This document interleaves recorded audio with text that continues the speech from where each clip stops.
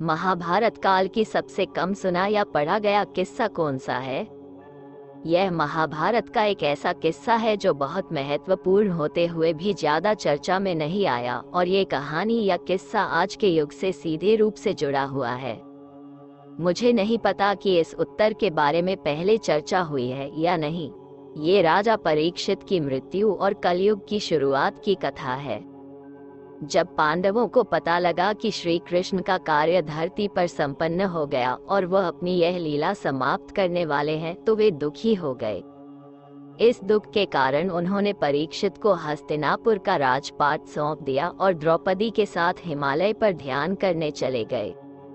राजा परीक्षित बड़े प्रतापी राजा थे।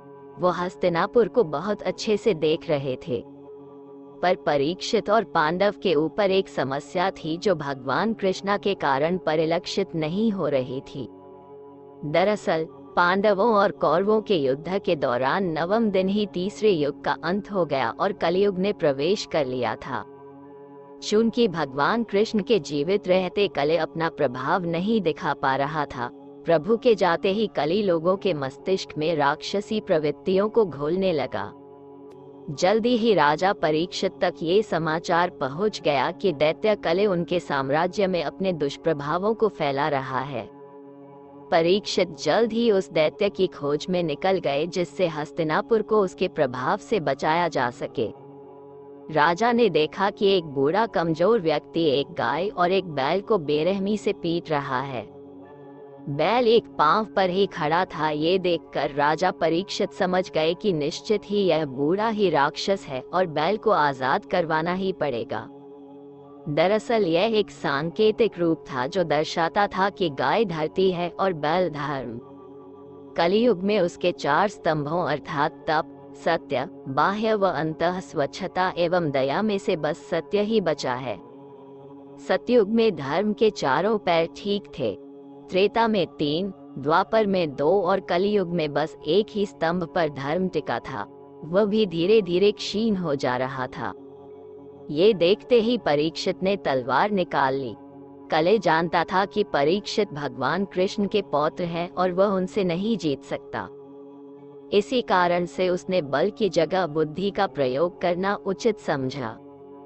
उसने राजन से कहा कि यह प्रकृति का नियम है, वह प्रकृति के नियम में हस्तक्षेप नहीं कर सकते। राजन बुद्धिमान थे। उन्हें लगा कि कले ठीक कह रहा है कि वे प्रकृति के नियमों में हस्तक्षेप नहीं कर सकते, पर उन्होंने कले से एक समझौता किया कि वह केवल उन्हीं स्थानों पर रहेगा जहां आसुरी प्रवृत्तियां निवास करती हैं। ये 4 स्थान थे: जुआघर, बूचड़खाने, वेश्यालय और मदिरालय। कले ने उनसे प्रार्थना की कि वह उसे एक और स्थान रहने को दे। इस पर उन्होंने उसे हर सोने की वस्तु पर रहने की अनुमति दे दी। आज भी ये 5 चीजें आसुरी प्रवृत्ति को आमंत्रण देती हैं। जैसे ही राजा ने कले को यह आदेश दिया, वह उनके सिर पर लगे सोने के मुकुट पर बैठ गया। इस प्रकार वह धीरे धीरे राजा की बुद्धि को दिग्भ्रमित करने लगा। एक दिन राजा परीक्षित आखेट पर निकले तो वे जंगल में भटक गए। प्यास और सेना से बिछड़े हुए राजा भटकते भटकते सामयिक ऋषि के आश्रम में पहुंचे, जहां ऋषि ध्यान में लीन थे। राजा ने उन्हें पुकारा, पर घोर तप में लीन ऋषि ने कोई जवाब नहीं दिया। राजा के दिमाग में एक बात गूंजी, जो कले उनके मुकुट से बोल रहा था, आप यहाँ के राजा हैं और इसकी ये मजाल। राजा ने अपना सिर झटका कि मुझे एक ऋषि के बारे में ऐसा नहीं सोचना चाहिए, पर कले ने बार बार यही दोहराया। राजा के मस्तिष्क में यह अहम बैठ गया कि वह राजा है। उसने पास पड़ा मृत सर्प उठाया और ऋषि सामयिक के गले में डाल दिया। चूंकि ऋषि ध्यान में थे, उन्हें इस बात से कोई फर्क नहीं पड़ा। परंतु शाम को जब उनके पुत्र ऋषि श्रृंग आश्रम लौटे तो उन्हें पिता का यह अपमान बहुत बुरा लगा। उन्होंने सर्प को गले से निकाल कर फेंका और ध्यान से पता किया कि ऐसा किसने किया। जब उन्हें पता लगा कि यह राजा का काम है तो उन्होंने कहा कि हमें ऐसे मूर्ख राजा की आवश्यकता नहीं। आज से 7वें दिन इसी सर्प के डसने से इस राजा की मृत्यु हो जाएगी, ऐसा मेरा श्राप है। राजा परीक्षित को यह ज्ञात हो गया कि आज के 7वें दिन मेरी मृत्यु ही जाएगी, तो उन्होंने अपना राजपाट अपने पुत्र जन्मेजय को सौंप दिया और स्वयं शुकदेव जी महाराज के मुखारविंद से श्रीमद् भागवत महापुराण का श्रवण करने लगे। इससे हुआ ये कि उनके हृदय से जन्म मृत्यु का भय समाप्त हो गया।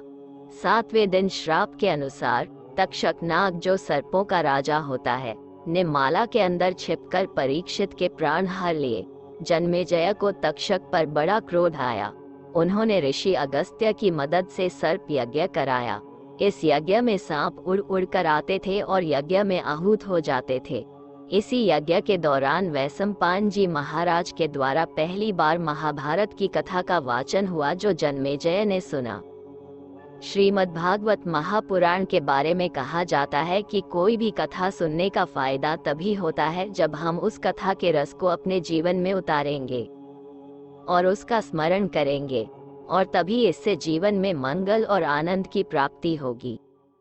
अन्यथा उस कथा का हमारे जीवन में कुछ महत्व नहीं रह जाता और वो बस एक मनोरंजन बनकर रह जाता है और एक कानों से सुनकर बाद में दूसरे कानों से निकलने वाली बात हो जाती है।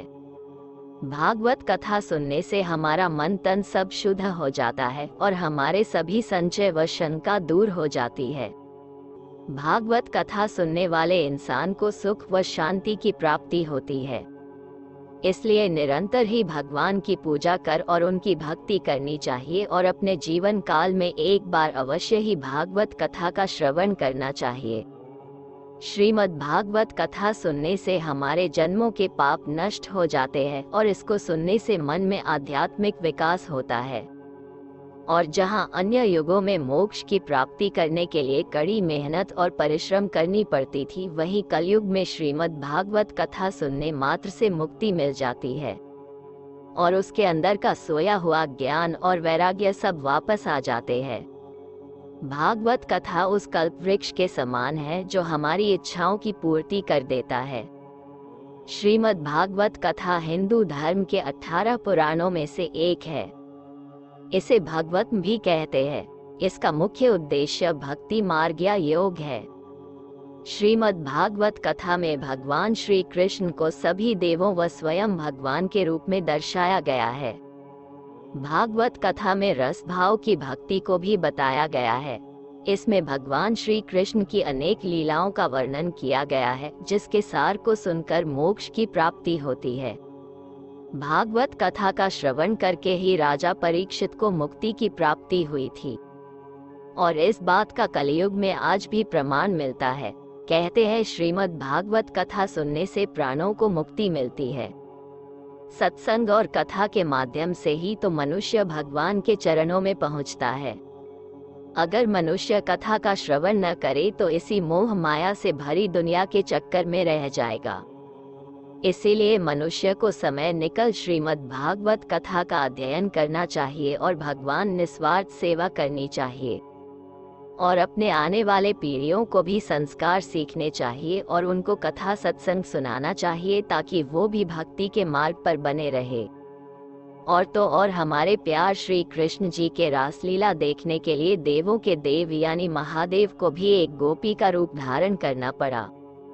वैसे भागवत कथा हर मनुष्य के भाग्य में नहीं होती है। बहुत भाग्यशाली ही होते हैं जिनके भाग्य में भागवत कथा श्रवण करने का अवसर होता है। देखा जाए तो भागवत कथा कलयुग में साक्षात भगवान के दर्शन के बराबर होते हैं। श्रीमद् भागवत कथा के स्मरण करने मात्र से हमारे सभी पाप नष्ट हो जाते हैं और अनंत पुण्यों की प्राप्ति होती है। श्रीमद् भागवत कथा का श्रवण करने हेतु देवता गण भी तरसते रहते हैं और मानव प्राणी को इस कथा का लाभ व आशीर्वाद आसानी से भी मिल सकता है।